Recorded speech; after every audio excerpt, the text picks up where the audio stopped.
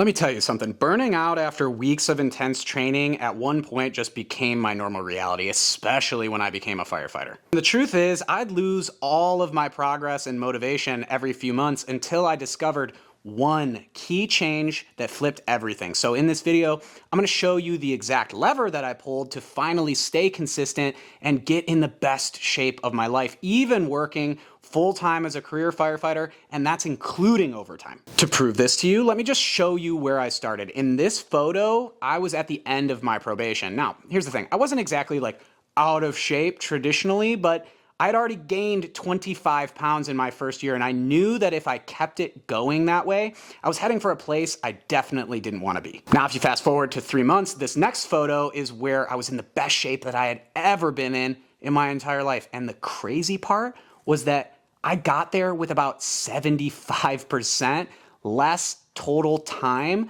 than what I was doing in the first photo. And isn't that interesting that it turned out the answer to getting more was actually doing less work and focusing on more recovery? So let me show you what a schedule planned around recovery actually looks like. Look, most of us have been sold this idea, this narrative, this story by the fitness industry, highlight reels, that the answer to a fit, healthy body is to just like sacrifice everything. Sacrifice your sleep, sacrifice your time with your family, sacrifice your recovery, wear it like a badge of honor just to prove that you're disciplined.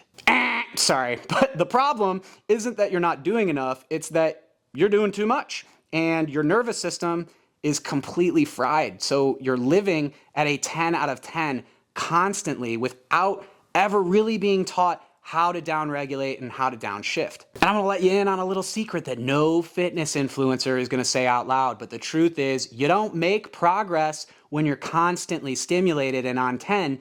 You make progress when you actually recover. No recovery, no progress, baby. You throw in being a firefighter and recovery already takes a hit just because of the job between, I don't know, broken sleep, stress, adrenaline, just the way the schedule breaks down. You end up burning the candle at both ends, and it doesn't make you tougher. It just makes you more fatigued and more injury prone. What you have to accept is that your job is already the hard part, and your training should support it, not compete with it. Here, let me give you an example. When you think back to when you graduated the academy, for a lot of us, that was the best shape we'd ever been in. And here's the thing, the academy PT, it actually works because it's structured and you got 2 hours a day dedicated to this.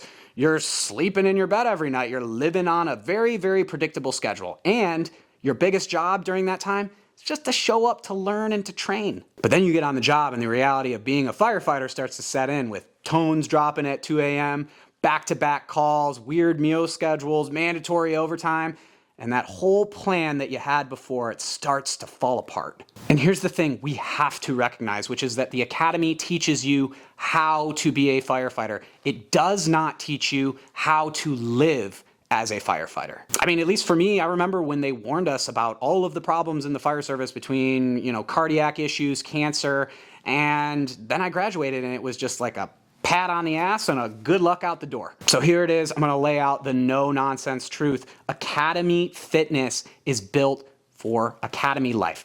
Career fitness, well, that has to survive 6 calls after midnight. So by this point, we get why recovery matters, hopefully.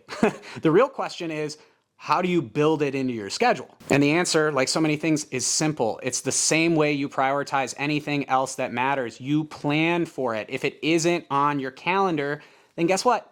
It's not real. Listen, if recovery is something that you'll just do when you can, then, well, it's not gonna happen. So there needs to be structure to it. And for the sake of this video, we can break it down into 3 simple structures that include but aren't limited to, first, your sleep hygiene, which means having a downshift plan, even with broken sleep, or your nutrition, which means having a plan in place even when you're at the station so that you're not winging it. Or number 3 is your training. And by the way, this should be 2 days a week, not 6, so that you can actually recover and stay consistent in the long term. Look, when your life is just straight chaos with 24-hour shifts, 2 a.m. calls, and gas station food, you don't need more chaos. You need structure that is going to bring order to it. And that is what discipline is. Although I struggle to say that buzzword in the fitness space, the truth is Discipline can be simply defined by having a plan and following through on it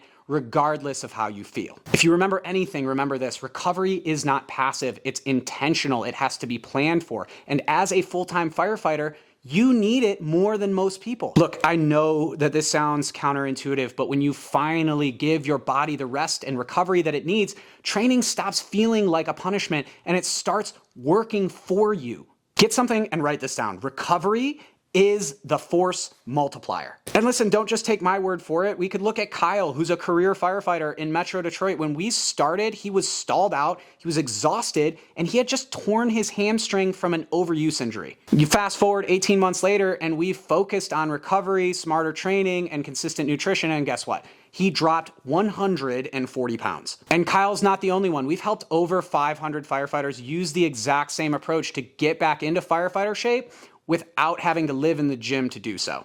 If you want the exact recovery protocols and training structure that they use, then grab one of the protocols that I have listed in the description. It's completely free. Please remember this: you've got enough stress on the job.